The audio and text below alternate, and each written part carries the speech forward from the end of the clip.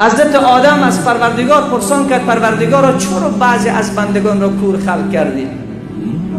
چرا بعضی از بندگان شرن، بعضی از بندگان فلج زده هستند، بعضی ها گنگن، بعضی ها کرن؟ خدایا چرا بندگانت را همهشون را مساوی خلق نکردی؟ الله یک جمله گفت به حضرت آدم گفت ای آدم، من خواستم که بندگانم شکرگزار باشند. تویی که امروز شکوه میکنی و گلایه میکنی که من ندارم، فلانی ها دارن، آیا میدانی که فلانی ها چیز را ندارن که تو داری؟